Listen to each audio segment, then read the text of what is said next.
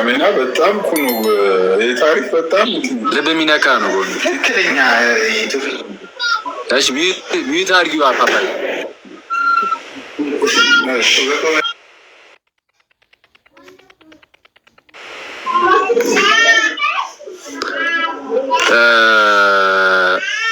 ያው ይህንን ታሪክ ብዙዎቻችሁ ታውቁት ይሆናል ትላለህ። ልብ የሚነካ ታሪክ። አንድ ሰው ነበር ከተወሰኑ 100 ዓመታት በፊት በመንገድ በፈረሱ በሚጓዝበት ወቅት በስፍራው እጅግ ትልቅ ተፈጥሯዊ አደጋ ይፈጠራል።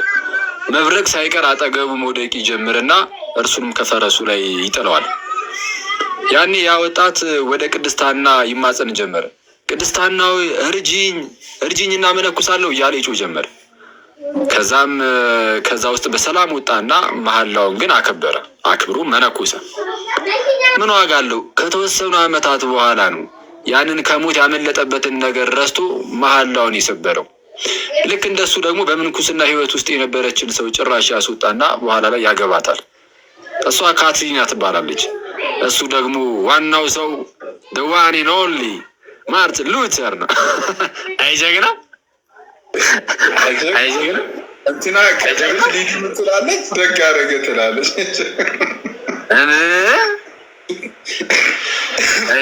አይጀግና ምን አይነት ጀግና ስም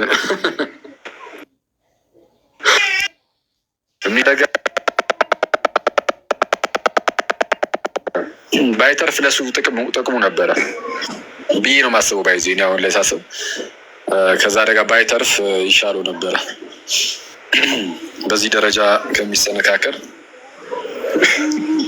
ግን የሚገርም ነው። ግን እመቤቴን አንተ ከእንደዚህ አይነት አደጋ ሰው ከወጣ ተአምር እኮ በጣም ሰዎችን ይይዛል አትሊስት። እና ሰው ከእንደዚህ አይነት አደጋ እንዴት ነው ማለት የሚመጣለት ራሱ በዚህ ደረጃ መካድ የሚገርም ነው።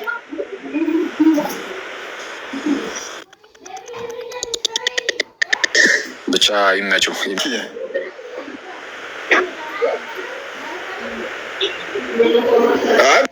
ሚስቱን አውቃታለሁ። ካትሪን ሚስቱ ሞንክ እንደነበረች ሚስቱን አውቃታለሁ። ኧረ ይህን ታሪክ እንጂ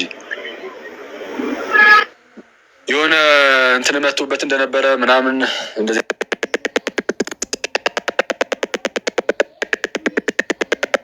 ምናምን መቶበት።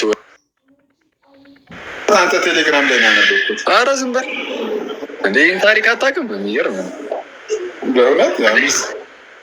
ሚስቱ ካትሪን ያው በእንትን ሚስቱን አውቃለሁ። ሚስቱ ሞንክ እንደሆነች አውቃለሁ እንደነበረ ወዛ ፎርመር ኑን ነን። ከዛ በኋላ ይመቸው እና ቆይ ሊዱ ታውቋለች መሰለኝ። ሊድዬ ነይ ግቢ እስኪ አስገባት።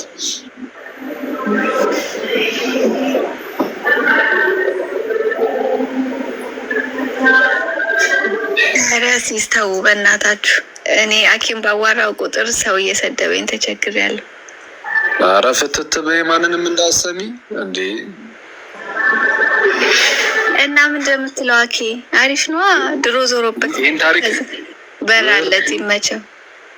ይህን ታሪክ ግን ታውቂው? ኦኬ የዞረበት መቼ ነው? ያ መብረቁ መጥቶ ሲጥለው ነው ከፈረሱ ነው ለማንኩራም ተዳዳረ ጊዜ ነው እንጂ ታሪኩን ግን ታውቂዋለሽ? አዎ ምን የሰማና ሲሱ እንደዚህ በታምራት መትረፉን ታውቂዋለሽ? የተረፈው በታምራት ይሁን አይሁን ምንም ማረጋገጫ የለንም። እንደ ጸለየ አውቃለሁ። ከዛ ተርፏል። ጌታን ያተረፈው ኦብቪየስሊ ምን እንደ ጸለየ አትርፊኝ ምናምን ብሎ ያልከሆነ ያነበብከው ነው። ማናት? ሀና የእመቤታችን እናት ናታ። አይ ጀግኒት አይ ፍሬዲዛ ማናታና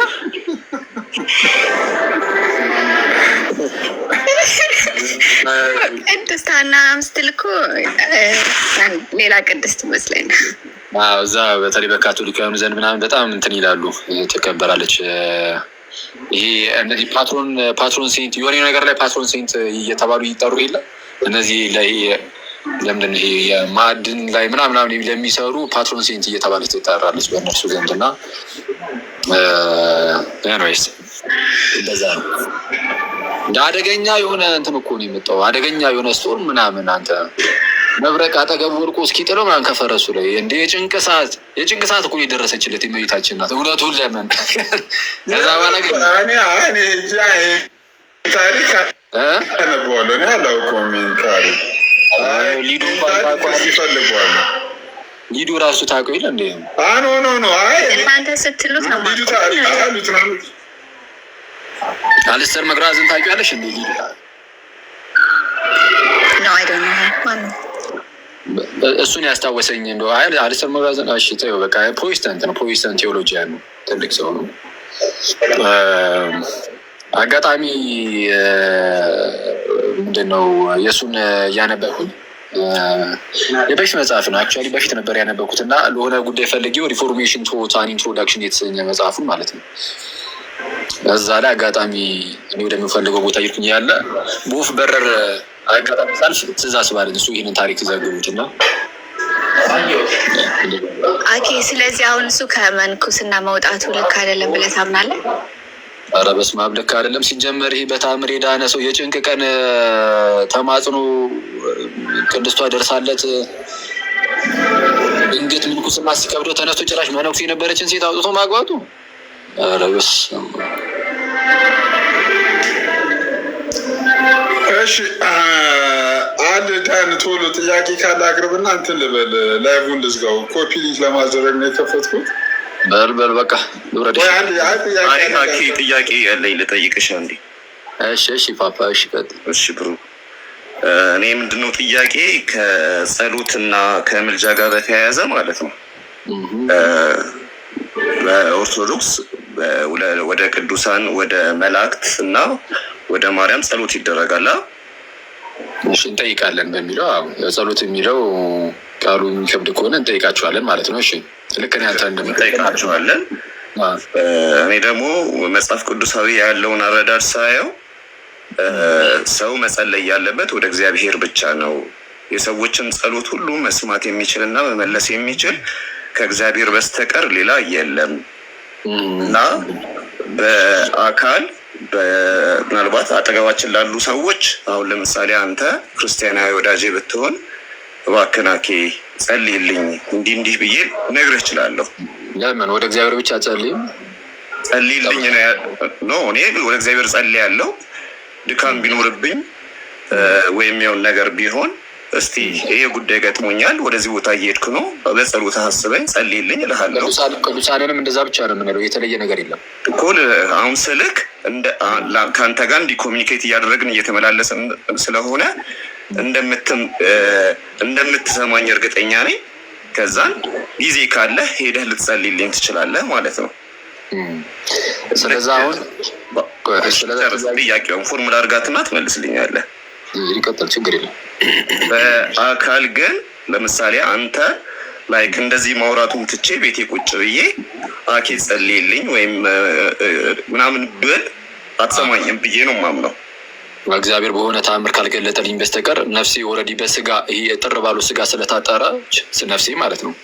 እጥር ባለው በተወሰነው በዚች ስጋ ስለታጠረ ልሰማ አልችልም። ከስጋ ከዚህ ከሚያጥረው ስጋ ውጭ የሆነ ነፍስ ግን ምን እንደምትሰራ አታውቅም። ስለ ነፍስ ትክክል። አሁን ያሉት በዚህ ስጋ አይደለም ርቀ ያሉት። ስለዚህ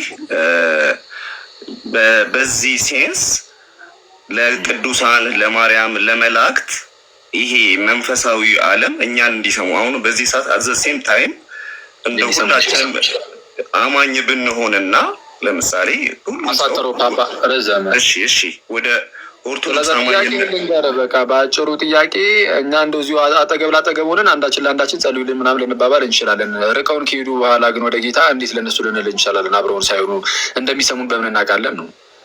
አንድ እሱ ነው። በምድር ያለን ሁሉ ብናምንና አሁን ወደ እነሱ በአንድነት ማለት በያለንበት ብንጸልይ አዘሴም ታይም የሁላችንም ጸሎት የመስማት ካፓቢሊቲ አላቸው ወይ?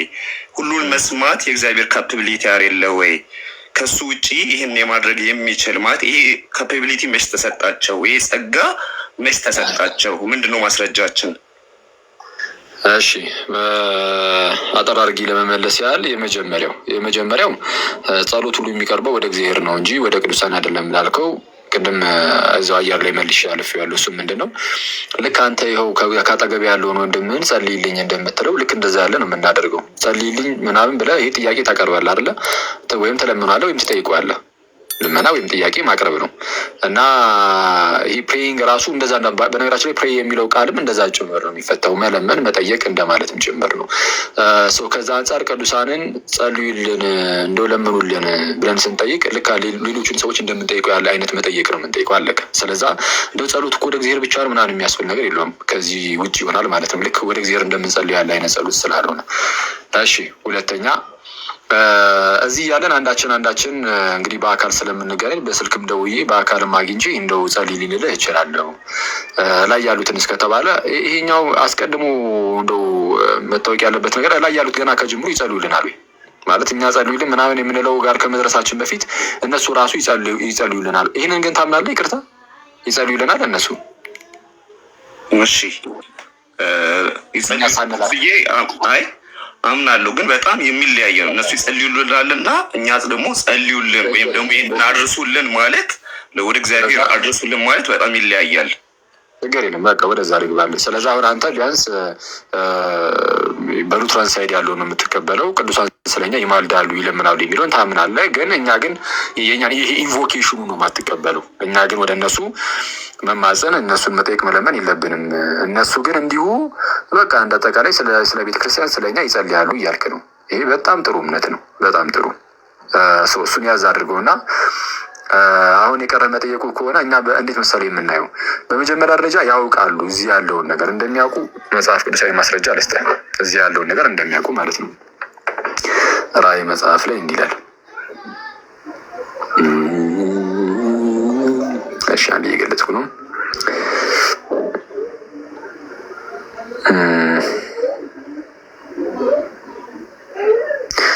እሺ ራእይ ምዕራፍ 6 ቁጥር 9 ላይ 5ኛውን ማኅተም በፈታ ጊዜ ስለ እግዚአብሔር ቃልና ስለጠበቁት ምስክር የታረዱትን የሰዎች ነፍሳት ከመሠዊያው በታች አየሁ አለ። ምኖችን? ነፍሳትን። እሺ ነፍሳትን ነው ያየው። ከመሠዊያው በታች የታረዱትን ስለ እግዚአብሔር ቃልና ስለጠበቁት ምስክርነት የታረዱትን የሰዎች ነፍሳት ከመሠዊያው በታች አየሁ። በታላቅ ድምፅም እየጮሁ ቅዱስና እውነተኛ ጌታ ሆይ እስከ መቼ ድረስ አትፈርድም? ደማችንንስ በምድር በሚኖሩት ላይ እስከ መቼ አትበቀልም አሉ። እነዚህ ነፍሳት ያሉት እንግዲህ ከእግዚአብሔር ጋር ነው፣ ከጌታ ጋር ነው። እና ከጌታ ጋር ያሉ እነዚህ ነፍሳት ምድር ላይ ያ በቀል እንኳን ገና እንዳልተፈጠረ ያውቁ ነበር። ይሄ እውቀት እንዴት መጣ? እያንዳንዱ ነገር መተንተን አይጠበቅብንም። ቢያንስ ግን እውቀቱ እንዳላቸው ሰማይ ላይ ሆነው ምድር ላይ ምን እየተፈጠረ እንዳለ ግን እውቀቱ አላቸው። ይህንን ካወቅን በጣም በቂ ነው። በምን መልኩ ቤት ገብቶ ነገር ያናላለ እንትን ላይለን ይችላል፣ ላስጨንቀን ይችላል። አንድ ሰው ምን ሊል ይችላል? በቃ ልክ ቤተ ክርስቲያን ማለት በሰማይም በምድርም ያሉ ሰዎች ህብረት አይደለች? ግንኙነት አይደለች? በሰማይም ያሉ ነፍሳት በምድርም ያሉ ሰዎች የዚህ ሁሉ ስብስብ ህብረት አንድነት ናት ቤተ ክርስቲያን። ሰው ቅዱስ ጳውሎስ ልክ በመጀመሪያ ቆሮንቶስ መልእክቱ ምዕራፍ 12 ላይ እንደሚያስቀምጠው ይህ አካል ልክ አካልነቱ ልክ በእኛ ይሄ ስጋችን አለ አይደል? የተለያየ ብልቶች የተገጣጠሙበት አንድ ስጋ ነው ያለን። እጅ፣ እግር፣ አይን፣ አፍንጫ፣ ጆሮ ምናምን ከዛ ራስ አለ እና ልክ እንደዚህ ሁሉ ቤተክርስቲያንም ልክ እንደዚህ ነው የሚመስላት። እያንዳንዳችን ብልቶች በጋራ ደግሞ አንድ ላይ ደግሞ አካል ተብለን የምንጠራው እና ልክ ለምሳሌ አይን የእጅ እርዳታ ሲያስፈልገው በነርቨስ ሲስተም አማካኝነት እየተረዳ በነርቨስ ሲስተም አማካኝነት እጅ ወደ አይን ይሄዳል። ከዛ በኋላ እጅ ለአይን የሚያስፈልገውን እርዳታ ይሰጣል። ልክ እንደዛው ሁሉ ራስ በሆነው በጌታችን በክርስቶስ ኢየሱስ በኩል በቤተክርስቲያን ውስጥ ያሉ ብልቶች ሊረዳዱ ምናምን ይችላሉ። አሁን በስጋ ያለን ሰዎች በስጋ ውስጥ ከመሆናችን አንጻር ነፍሳችን በስጋ ታጥራን ያለችው ኦፍኮርስ በስጋ ከመሆናችን አንጻር የስጋን ነገር እንፈጽማለን ማለት በስጋዊ የሆኑ ነገሮችን እናራምዳለን። ደውለ ወይም በአካል ተገኝተ ጸልይ ምናምን እንደዛ እንደማለት ማለት ነው። ከስጋ የወጡ ከዚህኛው ስጋ ይሄ እንግዲህ ስለ ነፍስ የምናውቀው ታሪክ የለም። ምን ያህል ወዴት እንደሆነች በምን አይነት መልኩ እንደምትኖር ምናምን ዲቴል ላናውቅ እንችላለን። ግን ቢያንስ ግን ከዚህ ስጋ ወጣለች። ልክ ከዚህ ስጋ ስትወጣ ከጌታችን ከክርስቶስ ኢየሱስ ጋር በምን መልኩ እየኖረች እንደሆነ ለማወቅ ግድ የስጋን ነገር አይደለም ለእሷ መመዘኛ አድርገህ የምታስቀምጠው። እሷ ከስጋ ውጭ ናት ኦልሬዲ።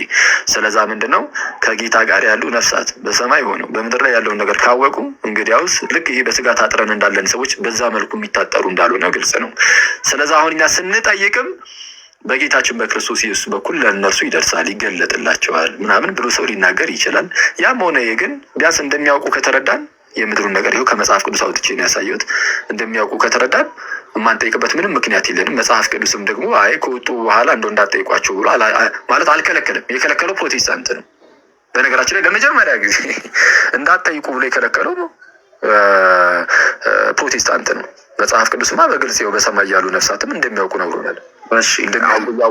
ያው ወደ አንድ ከተማ እንደገባን ስለሆነ የሚነግረን ዕብራውያን 12 ላይ በአንድ ከተማ ውስጥ ያሉ ሰዎች አንዳቸው ከአንዳቸው ጋር ያለው ቀረቤታ ትልቅ ነው። ስለዛ መንፈሳዊ የሆነውን ቀረቤታ እንድረሳና ከስጋ አንጻር ስለምናየው ሩቅ ለሩቅ ያለን ይመስለናል። ግን በመንፈሳዊው ዓለም ግን አንድ ከተማ ውስጥ ያለንን መልካም እዚች ጋር ምን መሰለህ፣ አሁን አንድ አካል የሚለው በምድርም ያለ ነው ማለት ያለው። ለምሳሌ ያመኑ ቅዱሳን አንድ አካል ናቸዋል። እሺ በሰማይም ካሉት ጋር ከሞቱት በአጸደ ገነት ከሚገኙት ጋር አንድ አካል እንሆናለን ያልከው። እነዚህ ሰዎች ጀነራል በሆነ መልኩ ምድር ላይ ስለሚሆነው ሊያውቁ ይችላሉ እንጂ ስፔሲፊክ ስለ እያንዳንዱ ሰው ላይፍ እና ስለ እያንዳንዱ ሰው ህይወት እያንዳንዱን ሰው ጸሎት ለመስማታቸው ምንም አይነት ጋራንቲ ቢብሊካል የለንም። አሁን ልክ ራይል እንደጠቀስከው በምድር ላይ ስለሚሆን ጀነራል ስለሆነው ነገር ያው ጀነራል የሆነ ነገር እኮ አይደለም። ስፔሲፊካሊ እነዛ ሰዎች ማለት ታርደው ነው ወደ ላይ የወጡት። ስለነዛ ስለታረዱት ሰዎች ነው እየተነገረ ያለው እና ያረዷቸው ደግሞ የሆኑ ሰዎች አሉ። ስለዛ እየተነገረ ያለው ስለነዛ ሰዎች ነው። አሁን አንተ አዲስ አበባ ላይ ነው ያለኸው። አሁን ጎንደር ካለ አንድ ቅዱስ ከሆነ እንዳንተ ካመነ ወንድምህ ጋር ህብረት አለ፣ አንድ አካል። ያ አንድ አካልህ ማለት አይንና ጆሮ ብለን እንደገለጽከው ያ ሰው እየሆነ ስላለበት ላይፍ ዛሬ እየደረሰበት ስላለው ነገር ታውቃለህ ማለት አይደለም። እሱን እኮ አሁን ቅድም ምን ብዬ ነበር የመለስኩልህ? እስኪ ንገረኝ። ምን ብዬ ነገርኩ? እስቲ እኔ ምን መሰለህ ፍጹምነት አይሆንም ወይ? እሺ ንገረኝ እስቲ ምንድን ነበር? ምናልባት ካላስተዋልኩት እስቲ አሁን በስጋ እያለን በስጋ እስካለን ድረስ ነፍሳችን በስጋ ውስጥ አጥራ ነው ያለችው። ልክ ሰው ሲሞት ስጋና ነፍሱ ሲነጠል ፐርሰኑ ወዴት ነው የሚሄደው? አካሉ የሰውየው ፐርሰን ከማን ጋር ነው የሚቀጥለው? ከቦዲው ጋር ነው ወይስ ከነፍሱ ጋር? ምኑ ፐርሰኑ? አይ ከነፍሱ ጋር ነው። ከነፍሱ ጋር ነው የሚቀጥለው አይደለ እንጂ ከቦዲው ጋር አይደለም። በቃ ቦዲው ነፍሱ ስትለየው ያ ቦዲ ምንም አካል አይኖረውም። ስጋ ነው እንጂ አካል አይደለም።